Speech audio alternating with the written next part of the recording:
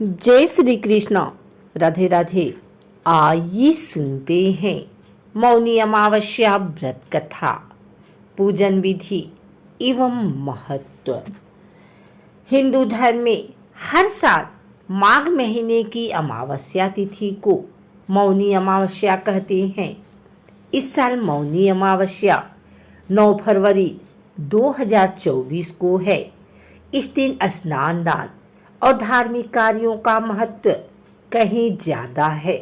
मान्यता है कि ऐसा करने से पुण्य फलों की प्राप्ति होती है और पितरों का आशीर्वाद मिलता है। लेकिन क्या आपको पता है कि इस दिन क्या करना चाहिए और क्या नहीं करना चाहिए? जानने के लिए सुने यह पूरी कथा। इस दिन विशेष रूप से व्रती लोग मौन व्रत रखते हैं और एकांत में बैठकर मौन रहते हैं। इससे वे अपने मन को शांति और ध्यान की अवस्था में ले जाने का प्रयास करते हैं। व्रती लोग भगवान शिव और पार्वती माता की पूजा करते हैं। शिवलिंग की पूजा, बेलपत्र का अर्चना और भगवती पार्वती का स्मरण करना उचित है। इस दिन व्रती व्यक्ति अपने मन को शुद्ध करने और आत्मा को अपने साथ संवाद करने के लिए ध्यान और मनन करते हैं।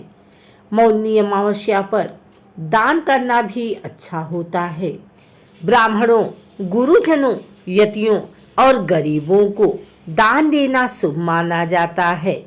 कुछ लोग इस दिन तीर्थ स्थलों की यात्रा करते हैं और पवित्र नदियों में स्नान करने का प्रयास करते हैं। मौनी अमावस्या पर क्या नहीं करें?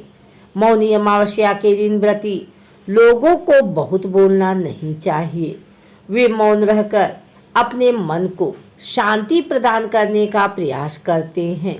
व्रती लोगों को अनादर पूर्वक बातचीत नहीं करनी चाहिए और धार्मिकता में रहना उचित है।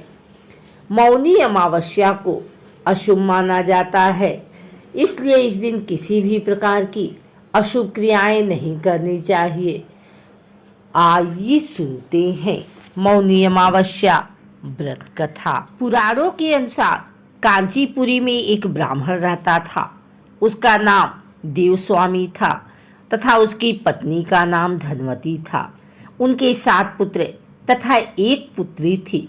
पुत्री का नाम गुणवती था। ब्राह्मण ने 7 पुत्रों का विवाह करके बेटी के लिए वर खोजने अपने सबसे बड़े पुत्र को भेजा। उसी दौरान किसी पंडित ने पुत्री की जन्म कुंडली देखी और बताया, सप्तपदी होते होते यह कन्या विधवा हो जाएगी। तब उस ब्राह्मण ने पंडित जी से पूछा, पुत्री की इस वैधव्य दोष का निवारण कैसे होगा? पंडित ने कहा, सोमा का पूजन करने से वैधव्य दोष दूर होगा। फिर सोमा का परिचय देते हुए उन्होंने बताया, वह एक धोबिन है। उसका निवास स्थान सिंघल द्वीप है। उसे जैसे तैसे प्रसन्न करो और गुणवती के विवाह से पूर्व उसे यहाँ बुला लो। तब देवस्वामी का सबसे छोटा लड़का बहन को अपने साथ लेकर सिंघल द्वीप जाने के लिए तैयार होकर सागर तट पर चला गया। सागर पार करने की चिंता में दोनों एक वृक्ष की छाया में बैठ गए।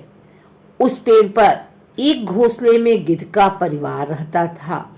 उस समय घोंसले में सिर्फ गिद्ध के बच्चे थे। गिद्ध के बच्चे भाई बहन के क्रियाकलापों को देख रहे थे। सायंकाल के समय उन बच्चों की माँ आई तो उन्होंने भोजन नहीं किया।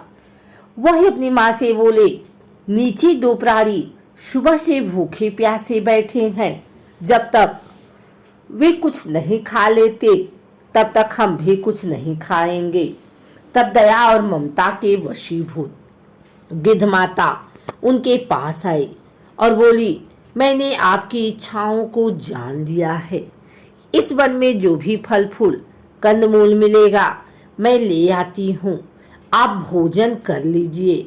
मैं प्रातःकाल आपको सागर पार कराकर सिंघल द्वीप की सीमा के पास पहुंचा दूंगी। और वे दोनों भाई बहन माता की सहायता से सोमा के यहाँ जा पहुँचे। वे नित्य प्रातः उठकर सोमा का घर झाड़कर लीप देते थे। एक दिन सोमा ने अपनी बहुओं से पूछा, हमारे घर कौन बुहारता है, कौन लिपता पोतता है? सबने कहा, हमारे सिवाय और कौन बाहर से इस काम को करने आएगा। किंतु सोमा को उनकी बातों पर विश्वास नहीं हुआ। एक दिन उसने रहस्य जानना चाहा। वह सारी रात जागी और सब कुछ प्रत्यक्ष देखकर जान गई। सोमा का उन बहन भाई से वार्तालाप हुआ। भाई ने सोमा को बहन संबंधी सारी बात बता दी। सोमा ने उनकी श्रम साधना तथा सेवा से प्रसन्न होकर उचित समय पर उनके घर पहुंचने का वचन देकर कन्या के वैधव्य दोष निवारण का आश्वासन दे दिया।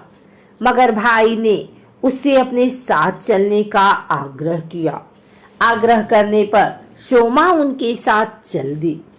चलते समय सोमा ने बहुओं से कहा, मेरी अनुपस्थिति में यदि किसी का देहांत हो जाए तो उसके शरीर को नष्ट मत करना, मेरा इंतजार करना। और फिर सोमा बहन भाई के साथ कांचीपुर पहुंच गई। दूसरे दिन गुणवती के विवाह का कार्यक्रम तय हो गया। सप्तपदी होते ही उसका पति मर गया। सोमा ने तुरंत अपने संचित पुण्यों का फल गुणवती को प्रदान कर दिया। तुरंत ही उसका पति जीवित हो उठा। सोमा उन्हें आशीर्वाद देकर अपने घर चली गई। उधर गुणवती को पुण्य फल देने से सोमा के पुत्र जमाता तथा पति की मृत्यु हो गई। सोमा ने पुण्य फल संचित करने के लिए मार्ग में अश्वत्थ पीपल वृक्ष की छाया में विष्णु जी का पूजन करके 108 परिक्रमाएं की। इसके पूर्ण होने पर उसके परिवार के मृतक जन जीवित हो उठे। निष्काम भाव से सेवा का फल मधुर होता है। इस व्रत का यही लक्ष्य है। अगर आपको हमारी वीडियो अच्छी लगी हो तो इसे लाइक करें, कमेंट करें, शेयर करें। हमारे चैनल को सब्सक्राइब करके बेल नोटिफिकेशन ऑल पर सेट कर लें ताकि आगे आने वाली वीडियो सबसे पहले आप तक पहुंच सके। धन्यवाद।